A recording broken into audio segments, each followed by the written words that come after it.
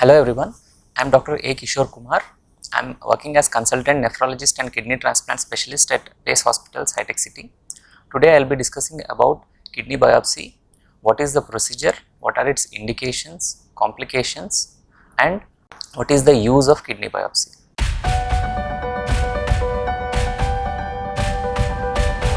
Kidney biopsy is a procedure during which a piece of kidney is taken out and it is examined under microscope using variety of stains to identify what is the problem in the kidneys. It can give us a lot of information in patients with kidney problems.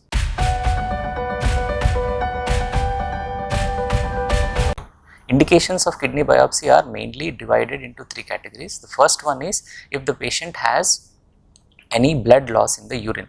Blood loss in the urine can be two types, macroscopic or microscopic. Macroscopic means the urine is frankly red in color, whereas microscopic blood loss is something in which the blood is seen only under microscope. For a naked eye, the urine is in normal color, but under microscope there will be red blood cells in the urine. So this blood in the urine can be from the kidneys or it can be from the urinary tract. Inside the urinary tract, commonly kidney stones and urological cancers can cause blood loss in the urine. Other than these causes, blood loss can be seen in the urine mainly from leak from inside the kidneys.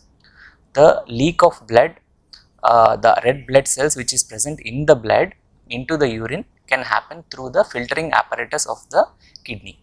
So, to identify what is the reason for this blood loss in the urine, we will do kidney biopsy. The second one is the loss of protein in the urine, which is called as proteinuria. So, normally protein is not present in the urine or it is present in very less amounts. If there is increased amounts of protein in the urine, it is called as proteinuria. This protein usually leaks from the filtering apparatus of the kidney due to variety of causes. So, to identify that underlying cause, we do kidney biopsy in patients with proteinuria. Usually along with blood loss, there will be protein loss in the urine if there is a defect in the filtering apparatus or if there is a problem inside the kidneys. The third indication is decreased kidney function. Without any blood loss or without any protein loss in the urine, sometimes patient can have decreased kidney function, or usually if there is protein loss or blood loss in the urine, there can also be decreased kidney function. So in a patient with decreased kidney function without any specific cause, we do kidney biopsy to identify the cause of the decreased kidney function. So how do we identify the decreased kidney function? We do a test called as serum creatinine. If the serum creatinine is elevated, it means that kidney function is less.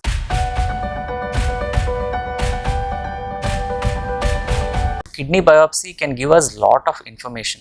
First and the foremost information it will give us about the underlying kidney problem which the patient is having, what is the reason. So first we will identify that. After identifying, we can give the specific treatment for that kidney problem which the patient is facing. The third one is we will know what is the extent of damage inside the kidney.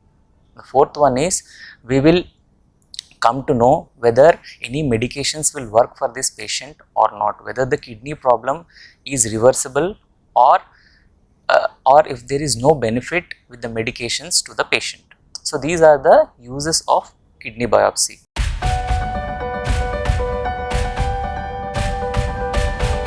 There are few situations in which kidney biopsy is usually not done. The first one is if the patient is having difficulty in blood clotting, like if the patient is having some problem with their clotting mechanism of the platelet count is very less in the patients, like less than 1 lakh, in such situations kidney biopsy is usually not done. The second one is if the patient is on some blood thinners like aspirin, clopidogrel, which are usually given to patients with cardiac conditions. In such situations also kidney biopsy is usually not done without stopping those medications. Third one is if the kidneys are small. Kidneys are small, it means that the kidney problem is from the long duration and inside the kidney there is no viable tissue. So in such small kidneys, the use of kidney biopsy is, in such small kidneys there is no use of doing a kidney biopsy. So in such situations also kidney biopsy is not done. The fourth one is if the patient is having any urinary infection or the infection of the kidneys, or if there is any infection over the on the skin, the site at which we do a kidney biopsy. In these conditions where the infection is present, in such situations also we don't do kidney biopsy. The other contraindications for kidney biopsy are if the patient is having very high blood pressure. If the blood pressure is more than 140 millimeters of mercury of systolic blood pressure, we usually control the blood pressure and after that we do kidney biopsy. If the blood pressure is high, we don't do kidney biopsy till the blood pressure is controlled. The other indications is sometimes there will be multiple cysts inside the kidney in few patients. In such situation also kidney biopsy is usually not done. The other contraindication is the shape of kidney in few patients is not normal. There is one condition called as horseshoe kidney. In such horseshoe kidney, normal procedure or the daycare procedure or the routine ultrasound guided kidney biopsy procedure is not done. Rather than a transjugular kidney biopsy is done by an intervention radiologist.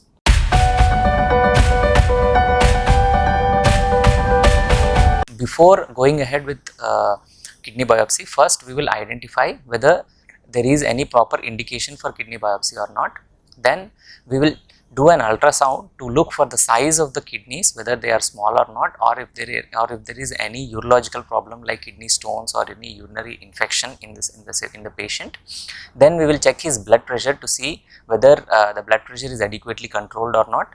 Then we will review his medication chart to see if the patient is on any blood thinners or blood clotting preventive medications like warfarin or any other medications which will prevent the clotting of blood in the patient. And other tests we do is we will check his clotting mechanism, like we will check his hemoglobin level and we will check his platelet counts, and we do his bleeding and clotting time and other tests like prothrombin time and activated partial thromboplastin time. So these are the blood tests to identify whether the patient's blood is adequately clotting or not. So after looking into all these factors, then we will admit the patient for kidney biopsy.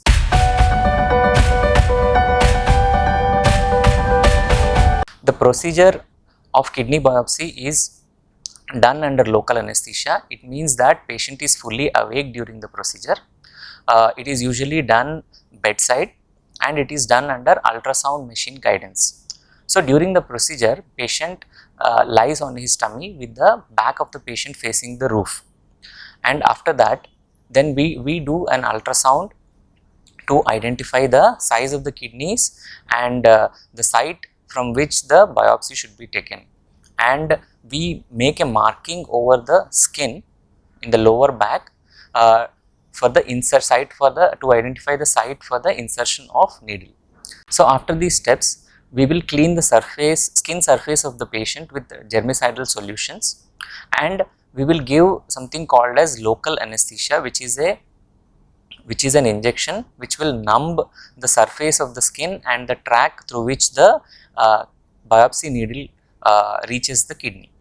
So after giving this local anesthetic, then we will take a spring loaded biopsy gun and via ultrasound guidance we will insert the biopsy needle and it will reach to the surface of the kidney, and then we will take a small piece of kidney via that spring loaded biopsy gun.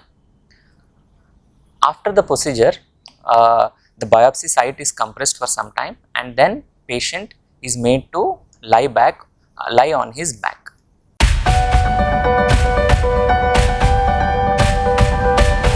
After the kidney biopsy, patient should lie on his back and he should be under strict bed rest at least for 6 hours. He should not be moving in the bed. Then we will check his blood pressure and pulse rate and abdominal girth every 30 minutes, and then we will give a few transparent containers to the patient to collect the urine whenever he passes. This is to identify if there is any bleeding from the biopsy site into the urinary tract. So after 6 hours, patient can roll in his bed if there are no complications and if his blood pressure is stable, and in the next morning, if the patient's blood pressure and if the urine is clear and if the pulse rate is normal, patient is discharged to home.